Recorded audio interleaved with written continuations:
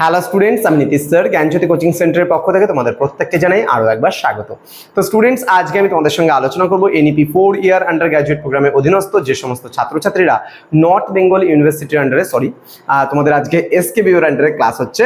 তো এসকেবিওর আন্ডারে বিভিন্ন কলেজগুলোতে যারা পড়াশোনা করছো ফার্স্ট সেমিস্টারে, তোমাদের কিন্তু এসকেবিও ফার্স্ট সেমিস্টারে এবার কম্পালসারি রয়েছে ভ্যাক, অর্থাৎ ভ্যাকের যে সাবজেক্টটা রয়েছে ভ্যালু অ্যাডেড কোর্স, সেই ভ্যালু অ্যাডেড কোর্সের এখানে এনভায়রনমেন্টাল স্টাডিজ সম্পর্কে কি কি সিলেবাসে থাকছে এই নিয়ে আজকের ক্লাসটিতে আলোচনা করব তোমাদের 2025-এর জন্য।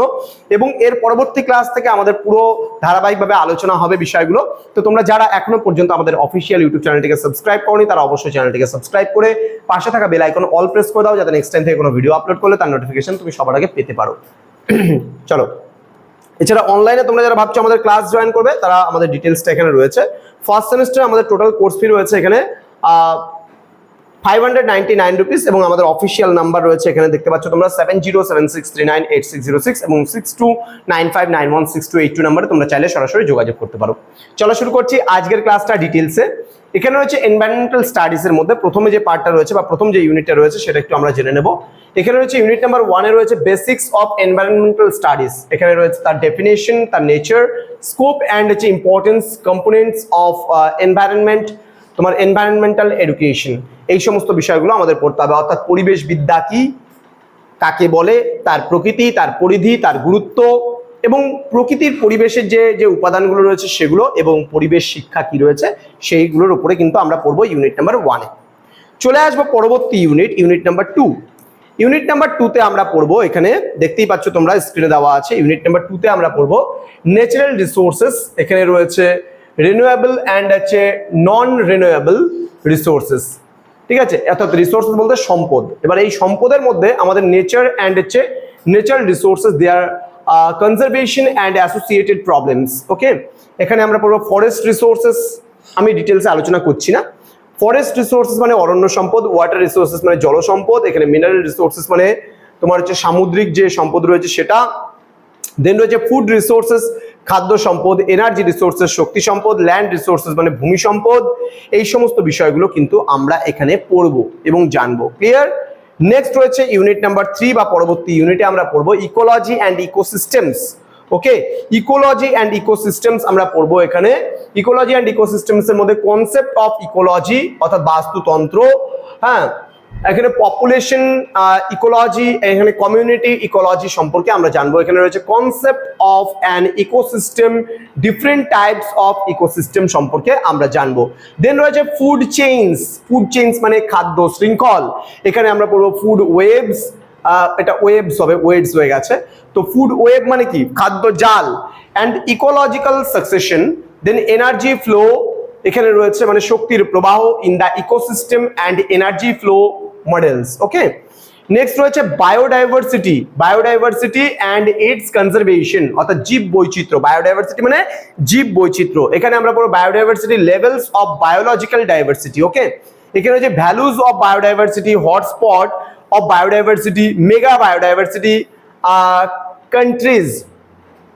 ঠিক আছে, কান্ট্রিজ যে সমস্ত দেশগুলো রয়েছে সেগুলো, threat to biodiversity, দেন বলছে threatened and হচ্ছে endemic species of India, then conservation of biodiversity in situ and ex situ, then ecosystem services আমরা সম্পর্কে জানবো, then ecological, economic, social, ethical, তোমার হচ্ছে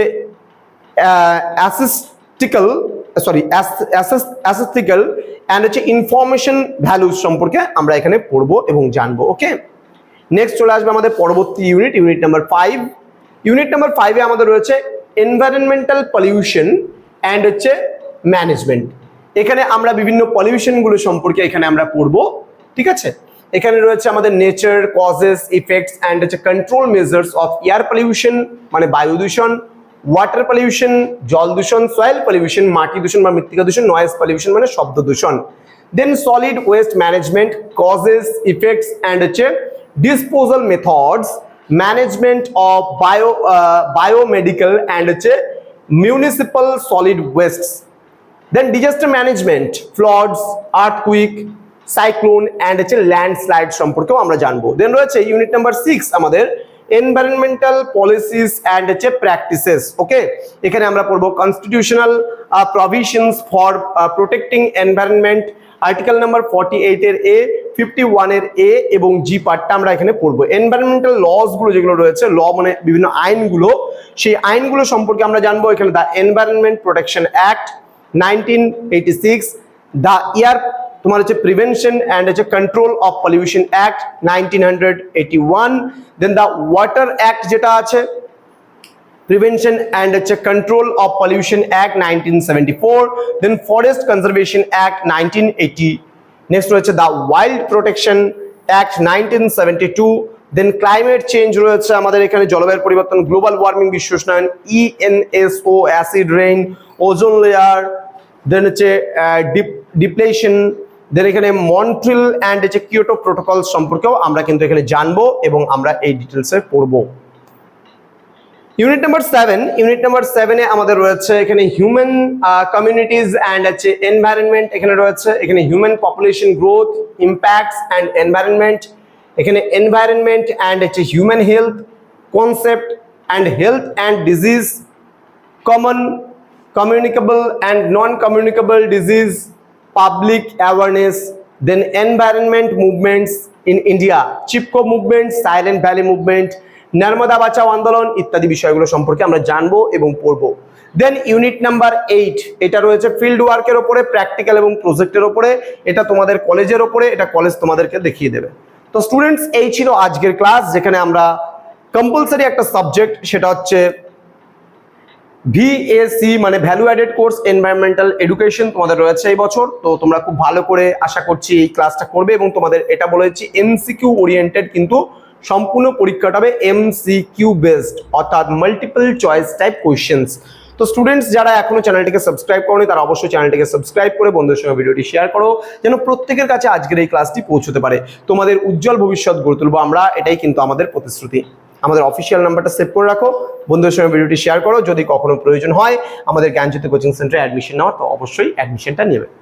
দেখা হচ্ছে খুব তাড়াতাড়ি আরো একটা নতুন ক্লাস নিয়ে তোমাদের সঙ্গে। তোমরা প্রত্যেকেই ভালো থেকো, সুস্থ থেকো। Thank you so much, thanks for watching after all, thank you.